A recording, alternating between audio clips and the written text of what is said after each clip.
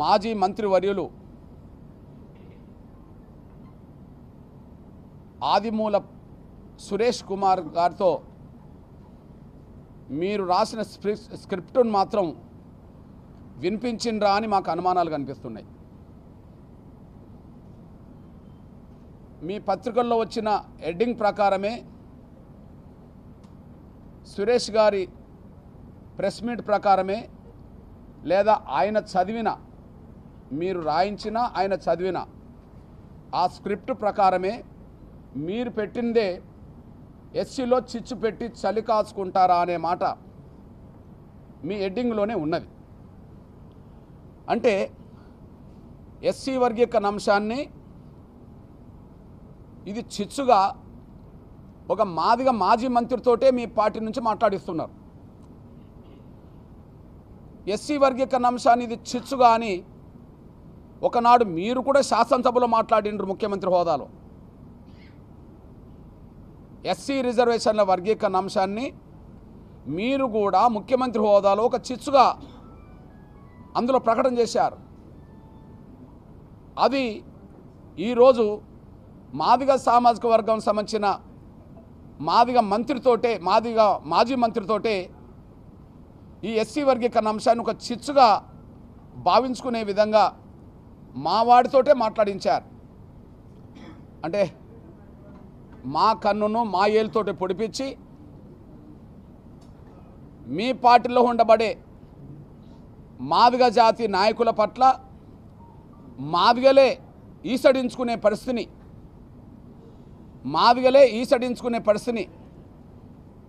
మాదిగలకు మీ పార్టీలో ఉండబడే మాదిగ నాయకుల్ని దూరం చేసే పరిస్థితిని మీరే కల్పిస్తున్నారు. అంటే ఆ పార్టీలో మాలల ఆధిపత్యానికి ప్రాధాన్యత ఇచ్చే విధంగా మాదిగలే గౌరవించని పద్ధతిలో మీ ప్రయత్నాలు కొనసాగిస్తున్నట్టుగా కనిపిస్తున్నది. ఈ విషయంలో మీకు చంద్రబాబు నాయుడు గారికి, ప్రస్తుతం మాజీ ముఖ్యమంత్రిగా ఉండబడే మీకు, ప్రస్తుతం ముఖ్యమంత్రిగా ఉండబడే చంద్రబాబు నాయుడు గారికి ఎస్సీ వర్గీకరణ విషయంలో స్పష్టత ఆకాశానికి భూమికి మధ్యలో ఉన్నంత తేడా ఉన్నది. ఎస్సీ రిజర్వేషన్ల వర్గీకరణ విషయంలో స్పష్టత, కమిట్మెంటు, నిజాయితీ ఆకాశానికి భూమికి మధ్యలో ఉన్నంత తేడా కనిపిస్తున్నది. అది ముమ్మాటికి వాస్తవం. ఉదాహరణకు ఉమ్మడి ఆంధ్రప్రదేశ్లో మాదిగ రిజర్వేషన్ పోరాట సమితి ఉద్యమం మొదలుపెట్టిన తర్వాత 94లో మేము ఉద్యమం మొదలుపెట్టవచ్చు, 95 నాటికి ఎంఆర్పిఎస్ విస్తరించింది. కానీ 96 నాటికి ఈ ఉద్యమం ఒక ఉద్యమ రూపం దాల్చే సమయంలో అప్పుడు గౌరవ చంద్రబాబు నాయుడు గారు ముఖ్యమంత్రిగా ఉన్నాడు. మేము ఉద్యమం మొదలుపెట్టినప్పుడు ముఖ్యమంత్రిగా లేడు. ఉద్యమం విస్తరిస్తున్న దశలో కూడా ముఖ్యమంత్రి లేడు. కానీ ఉద్యమ రూపం దాల్చే సమయానికి ముఖ్యమంత్రిగా గౌరవ నారా చంద్రబాబు నాయుడు గారు ముఖ్యమంత్రి హోదాలో ఉన్నాడు.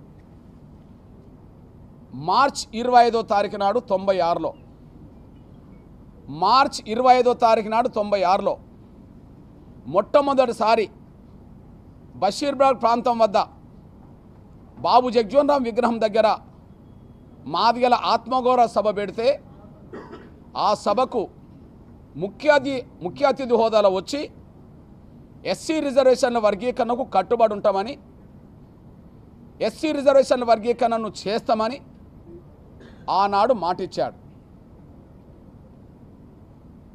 ఆనాడు ఇచ్చిన మాట నిలబెట్టుకోవడానికి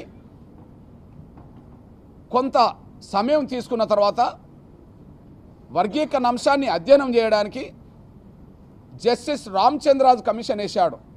అది కూడా 96లోనే. జస్టిస్ రామచంద్రరాజు కమిషన్ నివేదిక 97లో వచ్చిన తర్వాత ఎస్సీ రిజర్వేషన్ల వర్గీకరణకు అనుకూలంగా నివేదికను శాసనసభలో పెట్టి దాన్ని ఆమోదించి వర్గీకరణ చేశాడు. మధ్యలో స్వార్థపరులు కల్పించిన అడ్డంకుల వల్ల వర్గీకరణ అంశానికి వచ్చి